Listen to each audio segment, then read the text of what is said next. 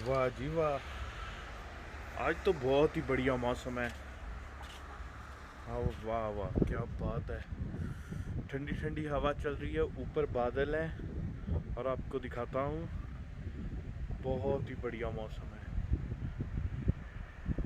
वो ऐसे लगता है जैसे इंडिया में नहीं बारिश है, अभी यहाँ पे भी थोड़ी थोड़ी बारिश पड़ी हुई है। जैसे इंडिया में बारिश का मौसम होता है और गांव में बैठे होते हैं ना, वैसा मौसम है। बहुत ही बढ़िया, बहुत अच्छी हवा चल रही है, ठंड भी इतनी नहीं है। तो मैं अभी अभी उठाऊँ, तो चलिए जल्दी से तैयार हो जाते हैं और फिर आज का दिन शुरू करते हैं। सो गुड मॉर्निंग एवरीवन, स्वागत है आपका इस चैनल में। क्या मौसम है, आज तो मज़ा आ जाएगा ऊबर चलाने का।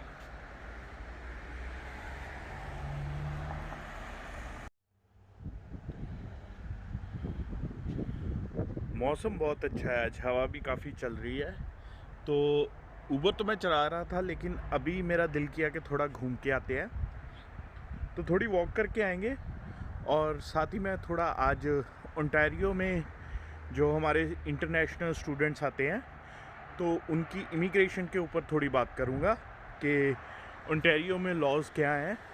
और अगर एक इंटरनेशनल स्टूडेंट है जो ओंटारियो से या कनाडा से कहीं से ग्रेजुएट हुआ है और स्टडी कंप्लीट हो गई है और वो यहाँ पे परमानेंट रेजिडेंसी फाइल करना चाहता है, तो उसके लॉज क्या हैं, क्या क्या उसको चाहिए फाइल करने के लिए।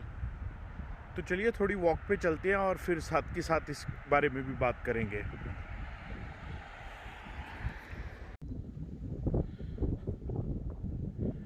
तो ऐसे जो गार्डन्स हैं, ऐसे यहाँ कनाडा में ऐसे गार्डन्स बहुत रहते हैं जो हर लोकेलिटी के पास होते हैं। तो आप यहाँ पे अपना वर्कआउट करने के लिए भी जा सकते हैं अगर आप चाहें तो। और ये जो आप राइट साइड पे देख रहे हैं ये बिल्डिंग, यही स्कूल है यहाँ पे। तो ये देखिए, ये दूसरा गार्डन है ये सामने। तो यहाँ पे कई बार मैं वॉक करने आता हूँ। तो ये जैसे ये गार्डन है, फिर जैसे अगर आपको दिखाऊं तो ये है। तो ये जो पार्क्स हैं ये बहुत रहते हैं यहाँ पे। तो यहाँ पे अगर आपको सैर करने के लिए आना है या फिर वर्कआउट करने के लिए आना है, जैसे अभी आज से लेवल 3 लॉकडाउन शुरू हो गया है, तो जिम वगैरह बंद हो गए हैं। तो अगर आप जिम पे वर्कआउट नहीं कर सकते, तो इस तरह से आप यहाँ गार्डन में अपनी रनिंग वगैरह या वॉकिंग या जो भी आपको अच्छा लगे तो आप कर सकते हैं। ये देखिए, ये स्कूल है, यहाँ पे कंस्ट्रक्शन चल रही है।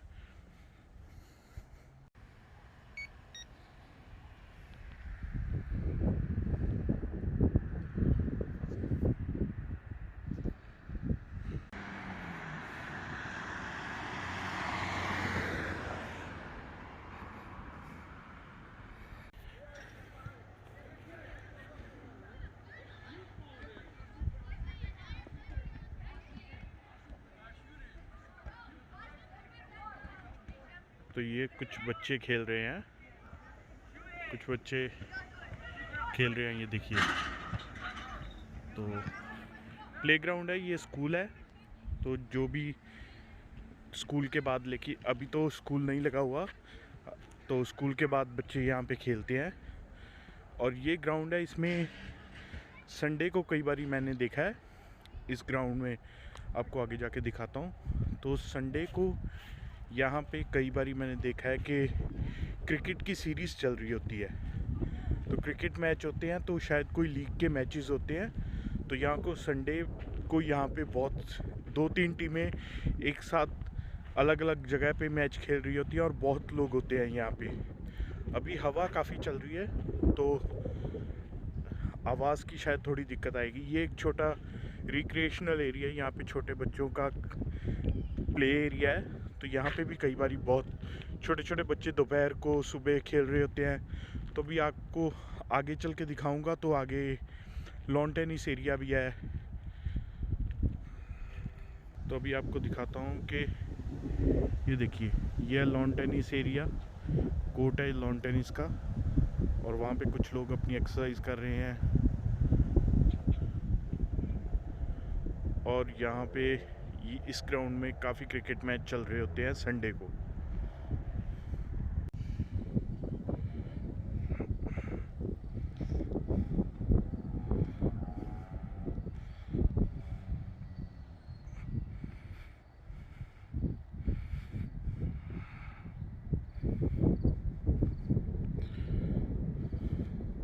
तो ऐसे छोटे छोटे अलग अलग पार्क हैं। देखिए जैसे अभी एक पार्क पे हूँ, ये सड़क क्रॉस करते ही तो दूसरा पार्क है, तो फिर इसको क्रॉस करूँगा तो तीसरा आ जाएगा। तो ऐसे हर लोकेलिटी में छोटे छोटे पार्क्स हैं। देखिए, तो हर लोकेलिटी का अपना अपना पार्क है यहाँ पे। वैसे इंडिया में भी होते हैं, बहुत जगह होते हैं। तो ये देखिए,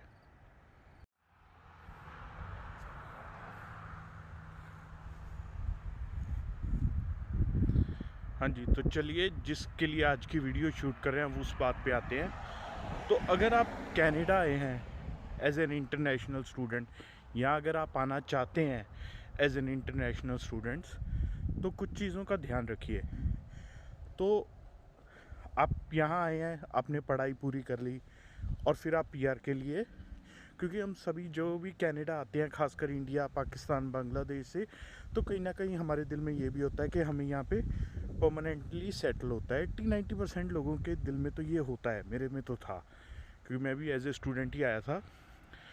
तो ऐसा है कि जब आप यहाँ पे आते हैं, कोर्स चूज़ करते हैं या कॉलेज चूज़ करते हैं, तो एक चीज़ का ख्याल रखिए कि मैं प्रेफर करूँगा, आपसे कहूँगा कि आप प्रेफर कीजिए कि आप पब्लिकली फंडेड कॉलेजेस में एडमिशन लीजिए। वो यहाँ के सरकारी टाइप कॉलेज होते हैं, जैसे सेंटिनियल है, हम्बर है, शेरिडन है। तो ऐसे कॉलेजेस में अल्बर्टा में नेट है, सेट है, southern Alberta institute of technology, northern Alberta institute of technology, या फिर बीसी में क्वांटलिन पॉलीटेक्निकल यूनिवर्सिटी है, या कनकोडिया यूनिवर्सिटी है, मैकगिल है, यूनिवर्सिटी ऑफ टोरंटो है, university of Ontario institute of technology है। तो ऐसे कॉलेजेस में, तो इन कॉलेजेस में एडमिशन लीजिए, ये अच्छे होते हैं। और अब मैं आपको बताता हूँ कि जैसे आप यहाँ पे आते हैं, तो पहले तो वर्क परमिट का सिस्टम क्या है। तो अगर तो आप किसी पब्लिकली फंडेड कॉलेज में आपकी एडमिशन है, आप अगर +2 के बाद आ रहे हैं तो आपका 2 साल का डिप्लोमा है, या फिर अगर आप ग्रेजुएशन के बाद आ रहे हैं तो कम से कम आपका 1 साल का कोई डिप्लोमा या सर्टिफिकेट है, ग्रेजुएट सर्टिफिकेट, वो 1 साल का होगा। अगर आपकी डिग्री है, अगर आपने इंडिया में ग्रेजुएट डिग्री की हुई है, या उसकी रिक्वायरमेंट, एडमिशन की रिक्वायरमेंट उस डिप्लोमे की ये है कि आपने ग्रेजुएट डिग्री की हो। जैसे मैंने यहाँ पे वायरलेस टेलीकम्युनिकेशन का हम्बर कॉलेज में डिप्लोमा किया था, जो कि 8 महीने का था, लेकिन वो 2 सेमेस्टर तक का था। तो 8 महीने को यहाँ पे 1 साल की स्टडी कंसीडर करते हैं। तो उसके बाद आपको, अगर आपकी स्टडी 1 साल की है तो आपको 1 साल का वर्क परमिट मिलेगा। 1.5 साल की है, 1.5 साल का वर्क परमिट मिलेगा। 1 साल से कम की है, यानी कि 8 महीने से कम की है, या 2 सेमेस्टर से कम की है, तो आपको कोई वर्क परमिट नहीं मिलेगा। 1 साल से लेके, जब मैं 1 साल कहता हूँ तो वो 8 महीने ही होते हैं, 2 सेमेस्टर होते हैं, 2 सेमेस्टर को यहाँ पे 1 साल कंसीडर किया जाता है। तो 1 साल से लेके अगर 2 साल की स्टडी है, तो जितनी स्टडी है उतने का वर्क परमिट आपको मिलेगा, उतनी ड्यूरेशन का। लेकिन अगर आपकी 2 या 2 साल से ज़्यादा की स्टडी है तो आपको सीधा 3 साल का वर्क परमिट मिलेगा। चाहे आपकी 5 साल की भी स्टडी हो, 2 या 2 से ज़्यादा है तो आपको 3 साल का मिलेगा। तो एक तो ये होता है कि जब आपका 2 साल का कोर्स होता है तो आपके पास 3 साल का वर्क परमिट होता है। तो उससे क्या है कि आपके पास टाइम बहुत ज़्यादा बच जाता है, इनफ टाइम होता है जिससे आप अपनी जॉब ढूंढ भी सकते हैं, और थोड़ा इजी होता है। 1 साल के लिए मैं नहीं प्रेफर करूँगा कि आप 1 साल का कोर्स लेके आइए, मैं ये कहूँगा कि आप 2 साल का लेके आइए। लेकिन अभी यहाँ पे ऐसे भी हो गया है शायद कि अगर आप 1 साल के, यानी 1 साल का आपने पोस्ट ग्रेजुएट डिप्लोमा किया, जैसे मैंने वायरलेस टेलीकम्युनिकेशन में किया था, उसके बाद 1 साल का और ले लिया, जैसे ह्यूमन रिसोर्स में ले लिया या प्रोजेक्ट मैनेजमेंट में 1 साल का और ले लिया, तो भी आपको 3 साल का वर्क परमिट मिलेगा।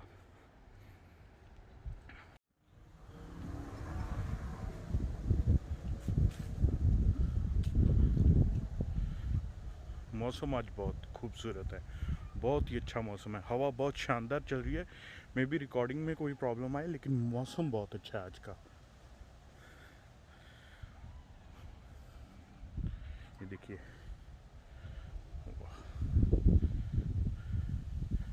क्या प्यारा मौसम है, ठंडी ठंडी हवा चल रही है। वाह वाह वाह, बहुत ही बढ़िया मौसम है।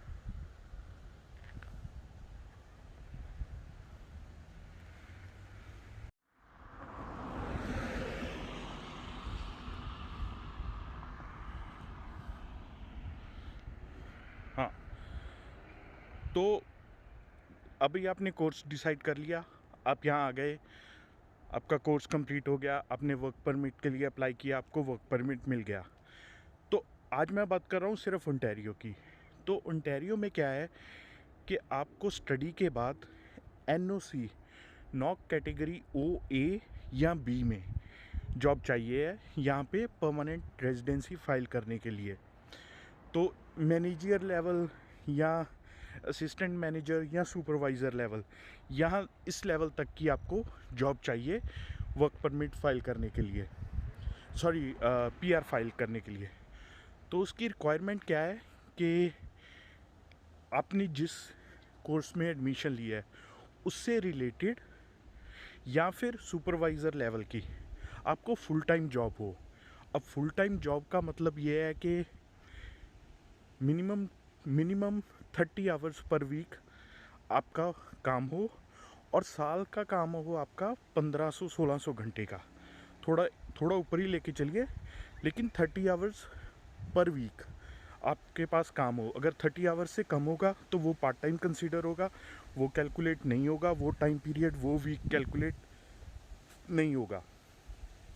तो आपके पास एक तो फुल टाइम जॉब हो, नॉक कैटेगरी ओ ए या बी में, आपने कनाडा से 2 साल की पढ़ाई अगर आप 10th के बाद या +2 के बाद आ रहे हैं, और 1 साल की पढ़ाई अगर आप ग्रेजुएशन के बाद आ रहे हैं। और जो 1 साल की पढ़ाई है उसकी जो रिक्वायरमेंट ही ये हो कि आपके पास पहले एक ग्रेजुएट डिग्री होनी चाहिए।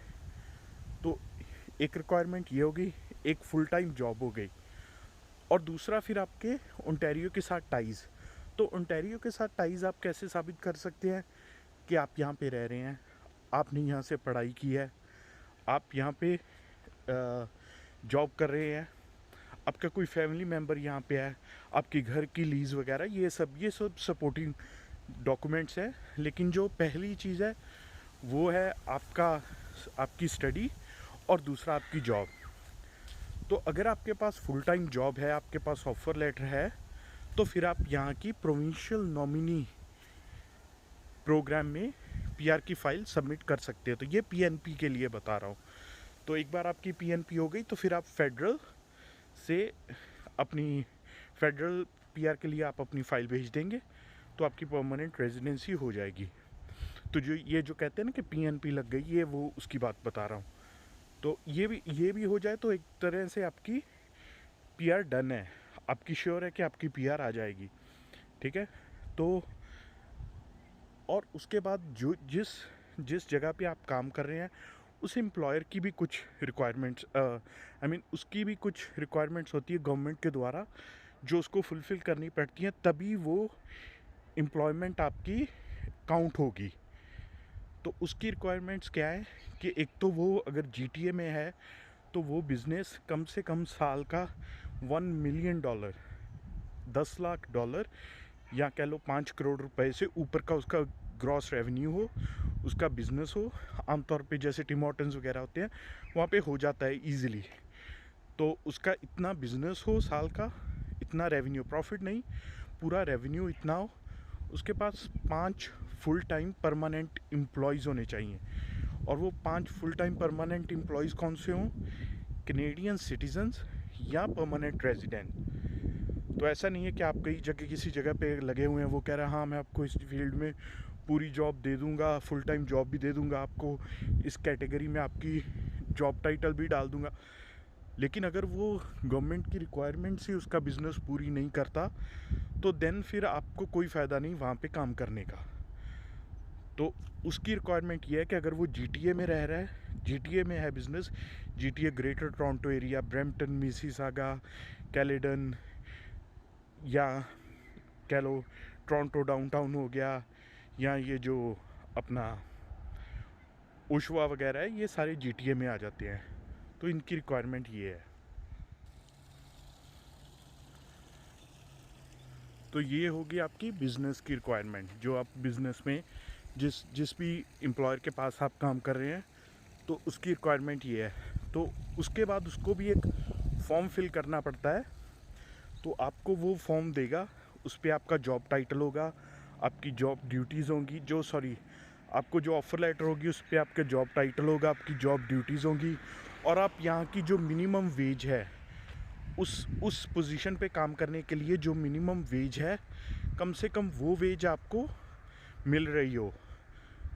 तो कम से कम वो, उससे ज़्यादा भी हो सकता है, लेकिन मिनिमम वो वेज आपको मिल रही हो। तो ये आपके एक बेसिक डॉक्यूमेंट्स हैं जो आपको चाहिए आपकी परमानेंट रेजिडेंसी फाइल करने के लिए।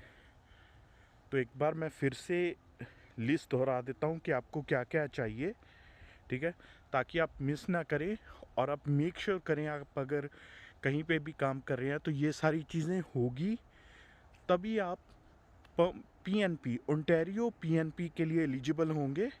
दो तरह से आप अपनी पीआर की फ़ाइल लगा सकते हैं, या तो पीएनपी में, ठीक है, या डायरेक्ट आप फेडरल में लगा सकते हैं। तो जैसे जनरली जो +2 करके बच्चे आते हैं उनके पॉइंट्स पूरे नहीं होते डायरेक्ट फेडरल में अप्लाई करने के लिए, तो इस वजह से वो पीएनपी में लगा देते हैं, उससे उनको पॉइंट्स मिल जाते हैं, जिससे उनकी फ़ाइल पिक हो जाती है, और फिर वो परमानेंट रेजिडेंसी उनको मिल जाती है, ठीक है।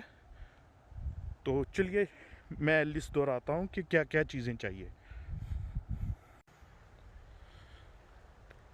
तो एक तो ये है कि आपको आपकी स्टडी 2 साल की होनी चाहिए अगर आप इंडिया से 10th या +2 करके आ रहे हैं, और आपकी 50%, ये मैं बात भूल गया था, आपकी 50% स्टडी कनाडा से होनी चाहिए।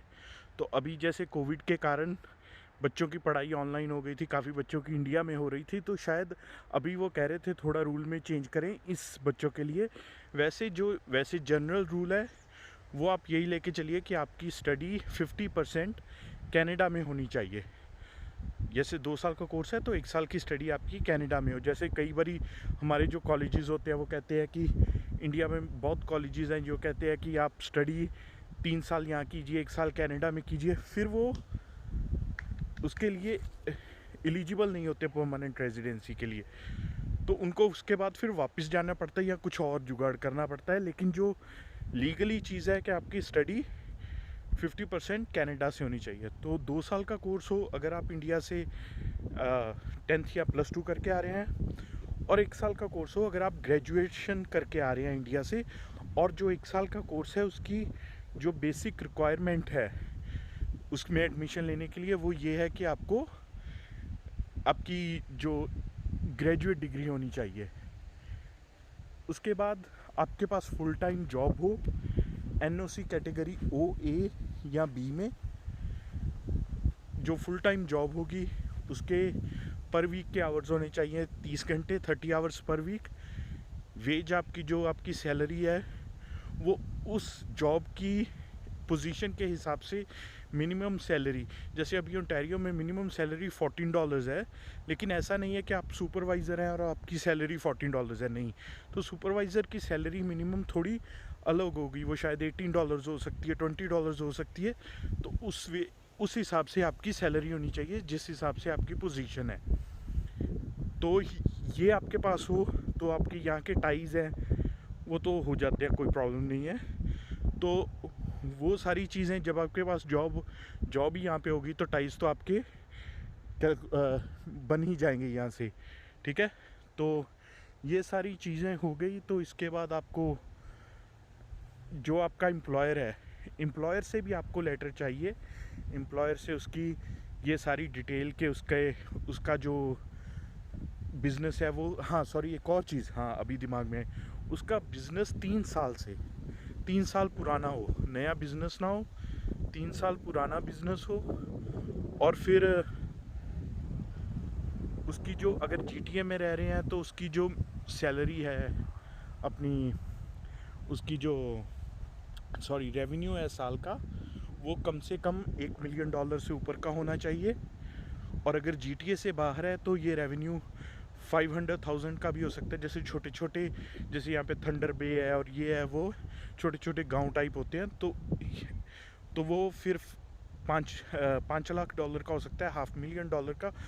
और उसके पास अगर GTA में है तो फुल टाइम एम्प्लॉयज़ जो कि कनेडियन सिटीज़न हों या परमानेंट रेजिडेंट हों, वो 5 होने चाहिए। और अगर GTA से बाहर है तो वो फुल टाइम एम्प्लॉयज़ 3 होने चाहिए। तो ये सारी चीज़ें आपके पास हों। आप अपने एम्प्लॉयर से भी बात कर लीजिए कि ये मुझे चाहिए होगा। उसके बाद आपके पास ऑफ़र लेटर हो जिस पे प्रॉपर आपकी जॉब ड्यूटीज़ लिखी हों, आपका जॉब टाइटल हो, उस हिसाब से जैसे अगर सुपरवाइज़र है तो उसकी जॉब ड्यूटीज़ क्या होती हैं, वो जॉब ड्यूटीज़ हों, जॉब टाइटल हो, आपकी जॉब NOC OAB में हो, मिनिमम लेवल B होना चाहिए। तो देन फिर आप ओके हैं।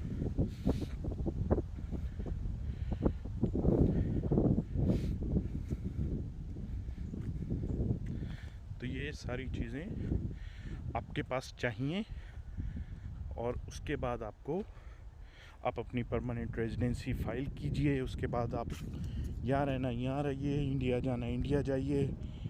तो जैसे भी आपका दिल कर रहा है तो आप करिए।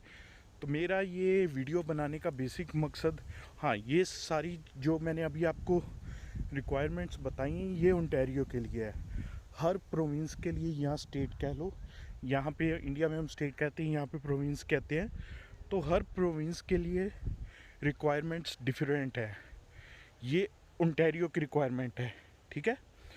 तो उसके बाद जो अलग अलग प्रोविंसेस हैं तो उनके बारे में भी फिर बाद में डिस्कस करेंगे। फ़िलहाल आज हम बात कर रहे थे सिर्फ ओंटारियो के बारे में। तो चलिए ठीक है, इस वीडियो को यहीं पे एंड करते हैं।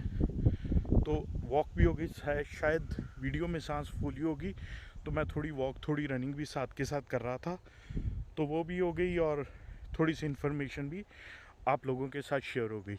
तो होप आपको ये इन्फॉर्मेशन अच्छी लगी होगी और शायद आपके किसी काम भी आ जाए। अरे वाह वाह, क्या बड़ा पेड़ है। देखिए, वो नहीं होते जो भूतिया टाइप पेड़ होते हैं, वैसे वाला है।